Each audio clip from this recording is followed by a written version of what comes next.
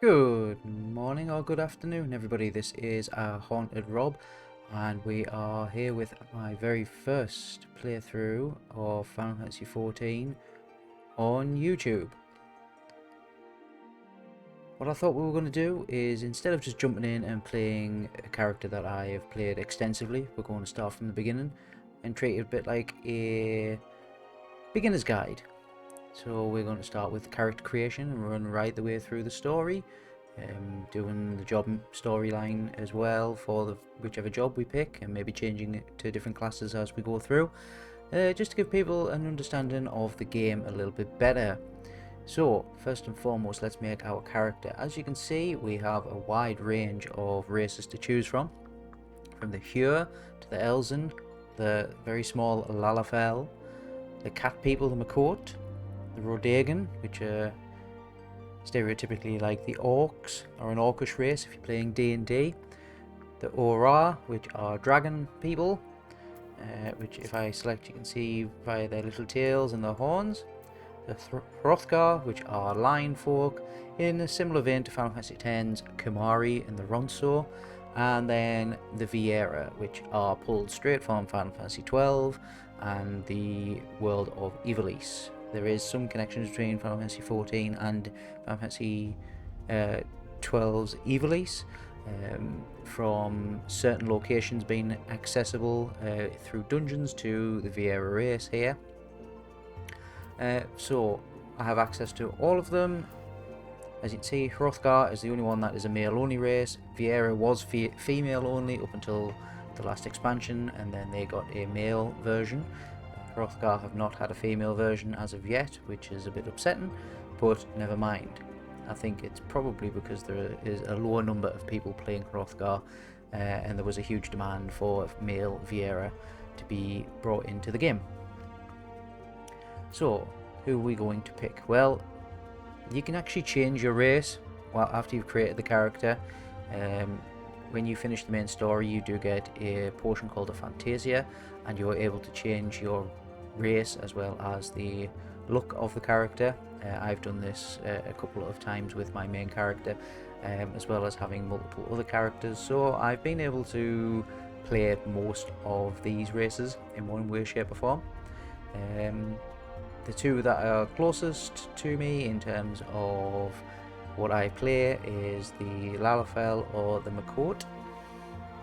Typically, I start out as a Lalafell and move to a Makot. Don't know why. I think it's because the only downside with the Lalafell is that you do not get to appreciate a lot of the armor sets as well, and a lot of the outfits because of their short stature. It does feel like their details are lost a little bit unless you zoom the camera in really close, which is not great for gameplay. So I think the only race that I've never played really is the Rodagan, so I think for this playthrough that is exactly what we're going to do. Whether it's a male or a female doesn't particularly make any difference in terms of their in-game how they play. It is just all aesthetics. As you can see there, the male Rodagan is considerably larger than the female Rodagan. However, you can change their size in the character customization, which is what we will be doing. For this playthrough, as you can probably tell by my voice, I am a male. However, I've got male characters, female characters. It's really interchangeable. A lot of the female clothing can also be worn on the males and vice versa now. Square has done a really good job at being able to interchange and cater for everybody. So there's a lot of diversity within the community, therefore there's a lot of diversity in the characters. So I'm going to pick a male Rodagan. I'm going to try and get through this a little bit quickly just so I can get into the main part of the game. However, I will go through and show everything so you're not missing out on anything. There are different clans, so every race has got two different clans which basically change the overall look, which it's really just this bit of flavor text on the left here that really changes. The starting attributes are slightly different between the two clans as well as their physical appearance is different, as you can see there. However, the physical appearance can be completely altered and customized, so that really doesn't have much of an impact. It just depends on whether you want to be known as a sea wolf or a Hell's Guard. As you can see there, a little bit of flavor text for each of them, so feel free to pause and read that whenever you want. for the two of them. And as you can see, the Hellsguard have slightly more mind and intelligence, however have slightly lower dexterity and strength against the Sea Wolves. So I'm going to go with Sea Wolves just because of the class that I'm going to pick. It really doesn't matter.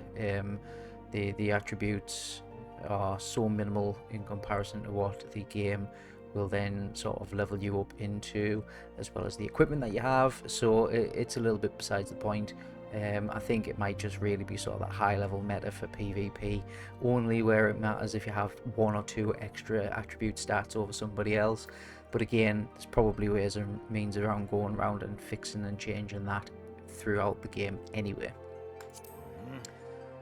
So here we have the height, so we can have them as a very short Rodagan or an extremely tall Rodagan. In real life, I am incredibly short for my of stature. That's why I normally start out as a Lalafell, and today is going to be no different. We are going to shrink right the way down to 10, which is only 215.2, which is still considerably larger than I probably am in real life. I go by feet and inches, old-fashioned rather than centimeters, because I am from the UK and that's what we still use. Muscle tone. Are we wanting them to be chiseled? So we can move them to their small clothes so you can see them in the buff. Well, almost the buff. They're wearing underwear, thankfully. But you can make them very smooth, or you can make them extremely chiseled. We want a little bit of definition, but we don't need them to be overly buff or swole. At the end of the day, they're going to be wearing clothes 99.9% of the time. Therefore, it is pretty pointless unless you are going to be doing sort of wearing summer clothes or things like that at the beach, which you can very much do if you so desire. The faces do vary wildly depending on the race. Some races, their faces don't really change too much. The Rodagans, however, as you can quite plainly see there, do have quite a lot of differences between them, from older to younger. I think personally I am going to stick with the one that it started with. And this is why I was saying about the skin tone. Between the two, obviously the Hellsguard for the Rodagan do have more of a red palette, whilst the Sea Wolves have more of a green palette. So Sea Wolves are fitting more in with that more traditional sort of orc aesthetic which they are derived from. Of course, all these races are based on Final Fantasy XI races, apart from Hrothgar and Viera, which are based on Final Fantasy X and Final Fantasy XII respectively. From my own personal opinion, well, the Viera definitely are, because it's the same race. Hrothgar are a race for 14, however they do look a lot like the Ronso. But all the other races that are in 14 are based off Final Fantasy XI, which is their previous incarnation of an online game, which I played a lot as a youth. So I am going to have a little bit more green in the hue. There we go, I like that one. We're going to just quickly move on. Hair, which is by far the most important. Again, this can be changed in-game. There is a hairdressing or an aesthetician. Cannot pronounce that name. But a hairdresser, basically, that you can go and you can pay some money to go and change your hairstyle. You can also buy new hair in-game, as well as through the online store as well, for real money. But a lot of the hair you can get in-game, either through the marketplace or winning it through various other parts of the game. Again, there's a lot of variation. A lot of this hair does overlap with other races as well. However, there are some hairstyles which are more specific to particular races. Much more so with the newer races, where the later races, where they have race-specific hair. A lot of the other original races have much more generic hair, which can kind of interchange between races. Fairly fetching. Again, chances are I'll be wearing a helmet or some sort of hat, so chances are we will not be seeing the hair for a great deal of time. However, you can turn the helmets or the hats off if you would like to keep your hair in glorious view at all times. Apologies if you heard that, I just whacked the microphone. I don't think I've ever seen that hair on any character that I have ever seen.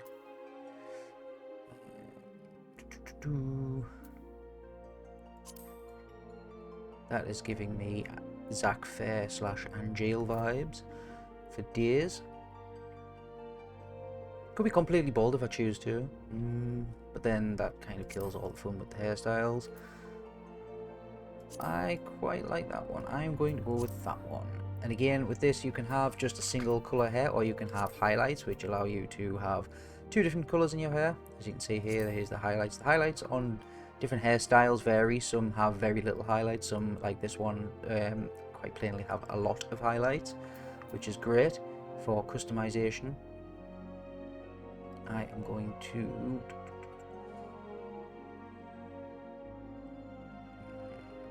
Nearly all of my characters always have some sort of white in their hair. I don't know why, it's just become a thing over time. I'm going to try and avoid that for this though. So let us have... So I say that and then I immediately give them like a bluish grey hair, of course.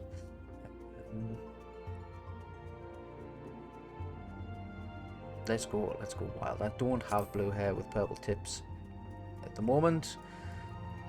I have had dyed hair for many on and off over the years, but never looking anything as dapper as that. So now we move on to the jaw. Because my gentleman here has facial hair, chances are we will not see a huge amount of difference. Although that being said, when the light was hitting that side, you could see quite clearly the differences. I'm going to round out his face a little bit. Eye shape. Again, it's just basically how upturned or downturned the corners are.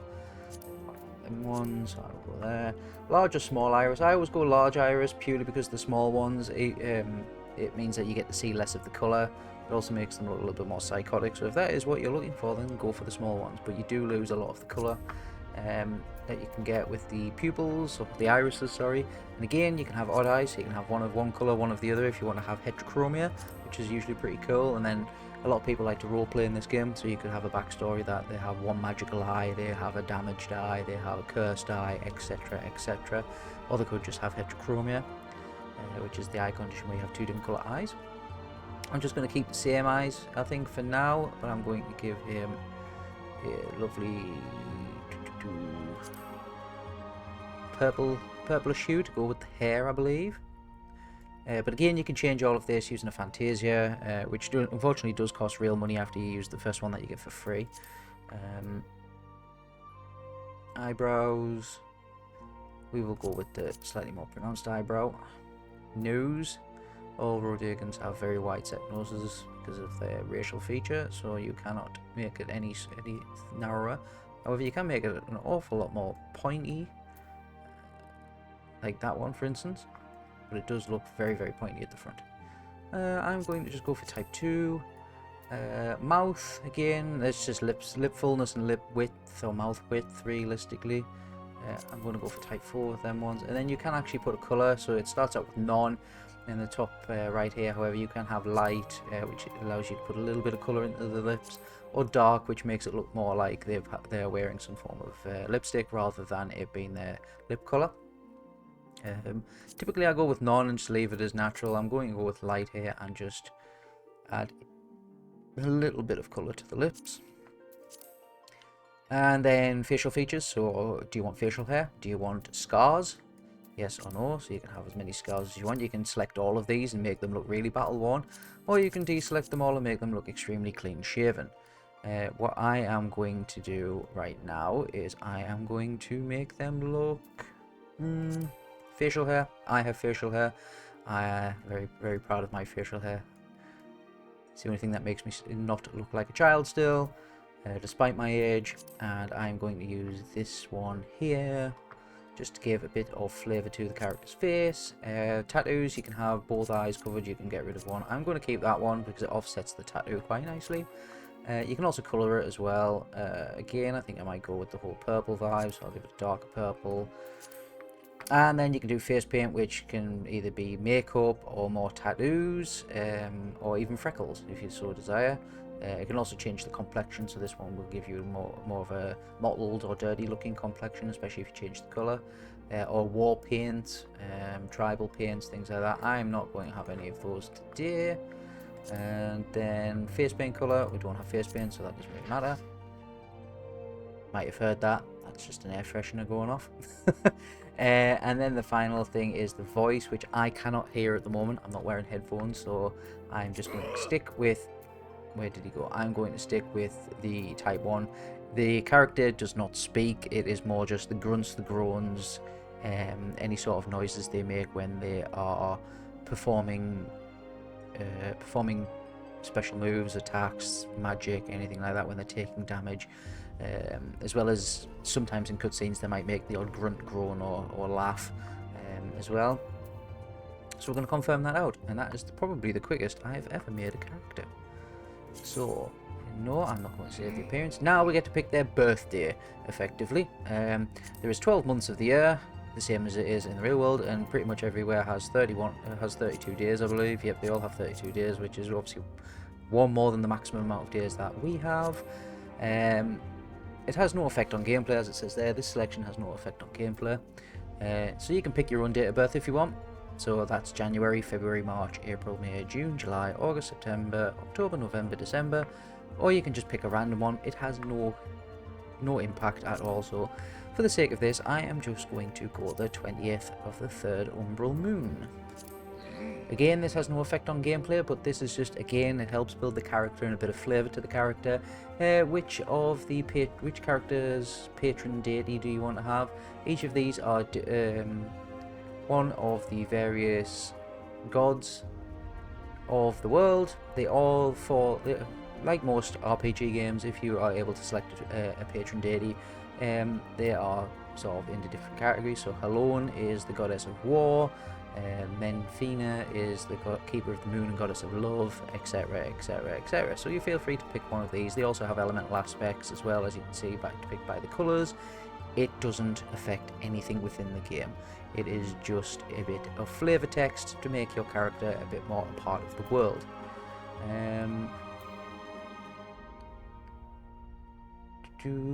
For this one, so most of the time, a lot of Rodagans are reside in Limsa Lominsa, so and are pirates or seafarers. So this one is fairly apt for a lot of Rodagan characters. But again, it doesn't matter. You can pick whatever you want. God of Travelers, there we go. We'll go God of Travelers because we are an adventurer, so why not? And now we have one of the most important screens that we can start with in the game. This is going to pick your initial class. Depending on what class you pick, also depends on what city state you will end up in. At the beginning, you get to go to all of them. You'll be able to eventually very quickly fast travel to all of them. You can collect all of these jobs and change all of these jobs interchangeably at will, the same as Final Fantasy XI could do as well. So you are not locked to this one class. So one character can be all classes. Therefore, realistically, you can have one character to do everything in the game. Obviously, the first class you pick is the class that you will level up for a longer period of time, typically, and will get the most benefits from the earlier game, where it's a lot quicker and easier to level up. So as you can see, gladiators and pugilists will start in Uldar. This is the Disciples of War. These are physical combatants, either physical melee or physical range. Marauders will be in Limsa Lominsa. Lancers in Gridania, and archers also in Gridania. So sword and shields are gladiators. Pugilists are monks, for those who know monks, or hand-to-hand combat users. Marauders are two-handed axe wielders. They are tanks, the same as gladiators are classed as tanks. Pugilists are DPS, pure DPS. Lancers are DPS, they use lances or spears, and archers are DPS range, which use bow and arrows. Thankfully in this game you do not need to buy arrows. The game has foregone that torture. Moving on, we have Disciples of Magic. You can only start as 3 different Disciples of Magic, which is a Conjurer, a Thaumaturge, or a Arcanist. Again, Limsa, Lominsa, Uldar, and Gridania respectively. Conjurers are effectively more leaning towards being a white mage in traditional sense. Thaumaturges lean more towards a black mage, so offensive spells, and Arcanists sit a little bit between the two. but they also have the ability to summon a carbuncle, and as you can imagine, they are the summoners within the game. I have done all of these jobs quite heavily. The two that I haven't done a lot of is Marauder and Pugilist, but I have actually leveled up Marauder to its prestige, what you would traditionally consider a prestige. So at level 30, all of these classes can undergo a transformation and a change into what becomes their sort of end game class. So gladiators become paladins, pugilists become monks, marauders become warriors, lancers become dragoons, archers become bards, conjurers become white mages, thaumaturges become black mages, and arcanists become summoners. For this playthrough, I am going to pick a pugilist because it is the one that I've probably done the least. However, Ul'dah is the place I spent most of my time, and it's arguably the largest out of the 3 city-states in terms of map space. It's the one I know the most in terms of that, because I typically start out as either a gladiator or a thaumaturge, which both start in Ul'dah anyway. So we're going to go from there, and then now we need to pick a world. Most of my characters are on Alpha, so I'm going to continue with Alpha anyway, because it's the map I know. It doesn't really matter. You'll have seen the stars next to them. So Alpha and Raiden, I believe it is, both have stars next to them, which means that you get bonus experience for being on that server. So it's in a way of trying to promote people to go and join that server. It gives you boosted experience, so you can get to the higher end of the game, or the end game, a lot quicker. So it has what's called a road to 80, which basically means you get boosted experience up until you hit level 80. And then once you've hit level 80, then it fades off, but by the time you hit level 80, you are at the final expansion of the game, which is Endwalker. And then from Endwalker, you can then get from level 80 to 90 through playing the story and maybe a little bit of grinding as well, depending on your class of choice at the time. So we are going to name this character. Let's not use my YouTube name because that is just far too obvious. Shall we randomize it? We shall randomize it and try and get a name which somewhat sounds okay. The randomizer is great because the randomizer will actually give you a name which is in universe or in world for the race that you pick. However, a lot of the Rodegan names, unfortunately, are borderline unpronounceable. So based on that, like this name here is all consonants up until about 3/4 of the way through, so there's no way that's going to happen. So we will have to pick a name. I haven't actually used... This isn't my old Final Fantasy XI first name. I cannot remember the surname, but I often go with that. Can I have a capital there, please? No, I cannot. Okay, is this name available? This is the next thing we need to find out. The name is available, and my Rodegan is unbelievably happy because he is about to be birthed into the world. Off we go! With the opening cutscene. So long as there's not a queue to get in. Of course there is. This will happen every time you play it, unless you play it at very specific parts of the day, depending on where you are in the world and what server you're on. There's only a queue of 8, so I should get in fairly quickly, and as you can see there, all my other characters are on this side here. Benji being my main character, Altani being the first character I played with. Oh, I do have a character with the same first name. Never mind, this one is the one that I play with my wife, infrequently when we both get a chance to play. For anybody who was interested. So now we are moving in. There'll be an opening cutscene, which I will let play. Normally I skip, but I'll let play, and I will stay quiet for it because it is voice acted.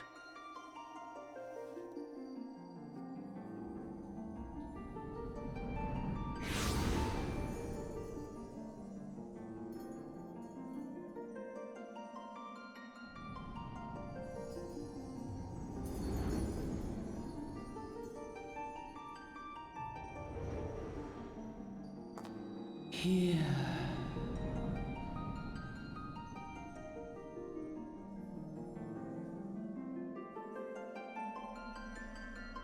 Here. Feel.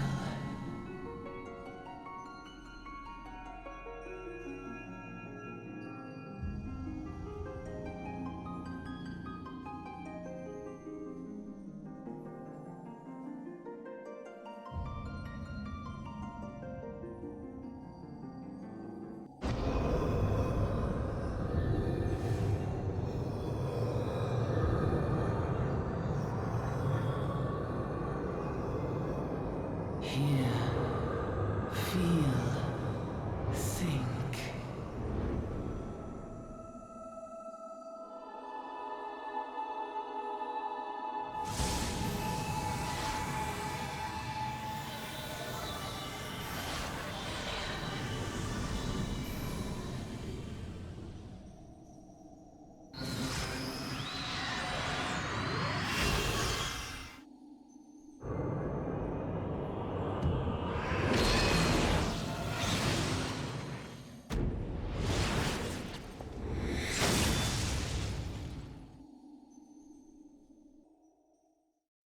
Oh, so as you can see there, having a bit of a dream. That was the monk class, so that was the prestige version.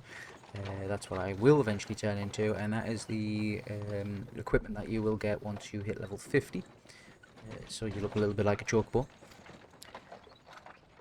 I haven't decided whether or not I'm going to actually do the voices, because some lines are voice acted, some lines aren't, and I don't think I can recreate the voices of a lot of these people. So if you would like me to read these lines, I will do so. Otherwise, you can read them yourself, I think. Some of them I might read if they're short and sweet. I won't read absolutely everything. I'll be here far too long. It's bad enough I have to watch the cutscenes without getting the itch to skip and get straight into the game. So here we have a grizzled passenger. We had the worst dream ever. You alright, lad? You were moaning something fierce for a while there. Feeling the effects of Aether, I reckon. You'll get used to it though, don't worry. It's not that bad. We're in the middle of a field. Aether shouldn't be built up that heavily. And here we have the chocobos. We have everything that you're used to seeing in a Final Fantasy game. People wearing funny masks, swords, mini-looking airships.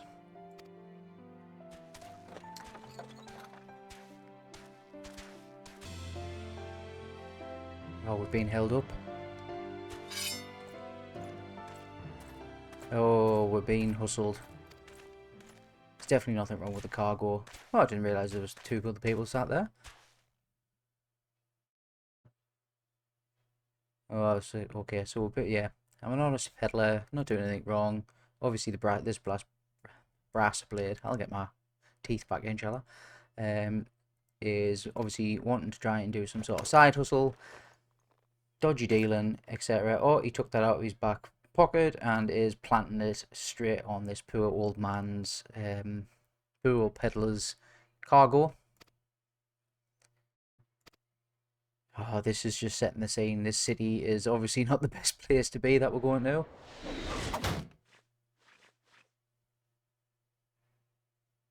Sure enough, everything's been interrupted just in the nick of time. And they're being attacked by some beastmen tribe called the AHauntedRob. I believe that's how you say it. If not, then I will correct their pronunciation eventually. Bye bye. Braver than I am wanting to go up against somebody that big with nothing but a small sword and a little face mask. That kind of excitement ain't good for the heart. Absolutely right. All I wanted to do was take a trip to Uldar and have a vacation and maybe get some money. And here I am being shot at by a bunch of lizard men. The two young'uns didn't even get fazed by the fact that we were being shot at by arrows.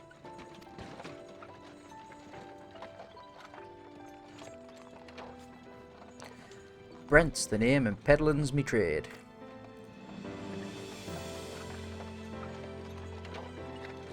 You're one of them new adventurers. Well, I might be an adventurer, I might be a gardener, who knows? That's a bit of a presumption, just because I'm built like a brick house.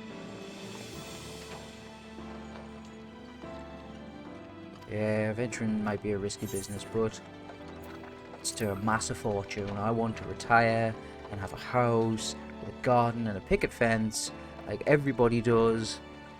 I want to sit on my porch telling kids to get off my grass. That's all I'm after. Get off my goddamn grass.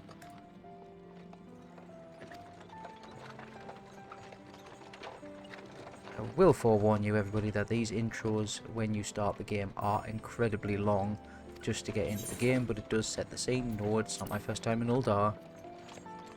For those of you who have never played the game before, I would suggest maybe saying yes, because it does give you a little bit of extra exposition about the area that you're going to.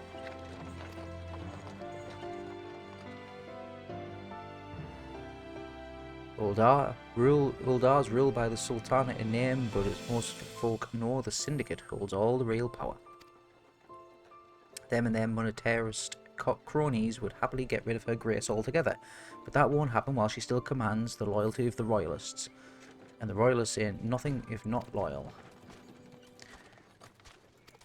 So it has a royal family, or a royal line, but is ran by a bit of a republican state.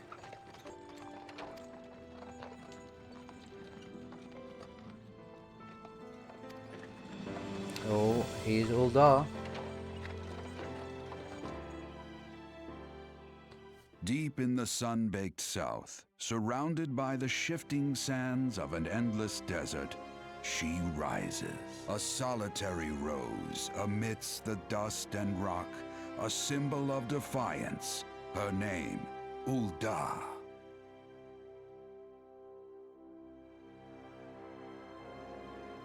Even with the coming of the 7th Umbral Era, hope springs eternal for the mongers and merchants who vie for lost fortunes in this bustling oasis.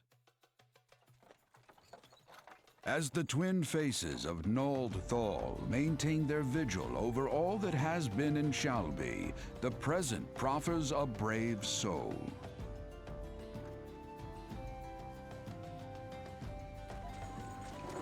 One whose arrival could mark the beginning of a new era of prosperity for the realm.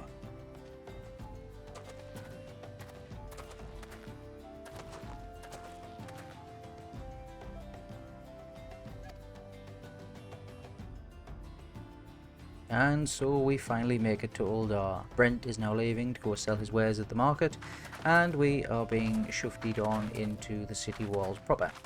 As we've seen there, the twins that strolled past, ever silent, just disappeared off into the city. We probably won't ever see them again. Did have very detailed character models, however, so maybe we will.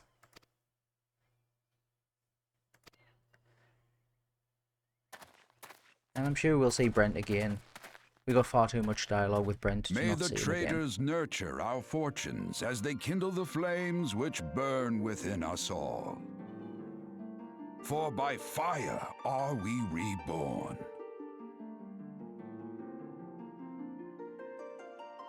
And off we go to start our adventure in Uldar. Final Fantasy XIV.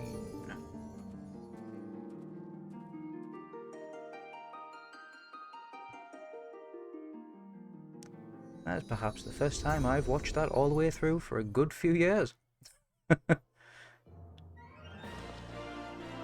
And here is Uldar. In front of us is the Adventurers Guild, which we will be spending an awful lot of time in. And as you can see, we are ecstatic at being in such a large city with such a large populace. All going about their day doing their own thing. The world does genuinely feel quite vibrant and alive. NPCs walk around. NPCs also stand around. They have conversations to themselves every now and again in certain locations. Oh, and we're being shouted at. Oi, venturer, over here. I want your glasses, sir. Aye, I mean you. Fresh off the carriage by any chance, eh? How can I tell?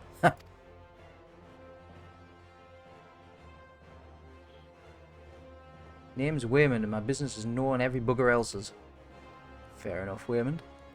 Now then, what if I was to offer you some invaluable advice by the way of welcome to our fair city, free of charge? even just this once, like.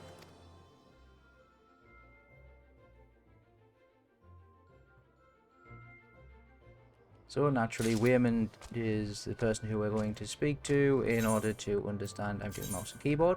I'm on the PC. If I didn't make that clear before, I do apologise. You can play this on PS4, PS5, and PC at present, and they are all cross-platform as well.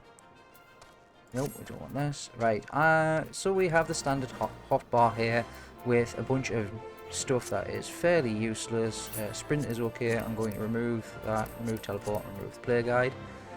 First things first, before we get into anything, we go into our, is it character configuration? I can never remember where it is, but there is somewhere the help. And if I can turn it off, this is where I can't remember where it is. Show recommendations, turn that off, turn that off, we'll apply them settings. That just stops things from popping up at the beginning. Display pop-up help, active help windows, that's the one we want to get rid of. Keep that there. There we go. So here we are in Uldar. This is our character, Vaulond Dahara, and it is a beautiful day. So I'm going to leave it there, everybody. And in the next video, we will actually start adventuring. We will speak to Waymond, we will see what he wants, and we will hopefully be pointed in the right direction. Because at the moment, we are in a new city, we don't know what we're doing, we barely know who we are, because before this, we were just a floating entity in a vast blue space. But everybody, I hope you've enjoyed this first intro into Final Fantasy XIV, breaking down the character customization and getting ourselves into the world of Eorzea. Thank you very much for watching, and goodbye.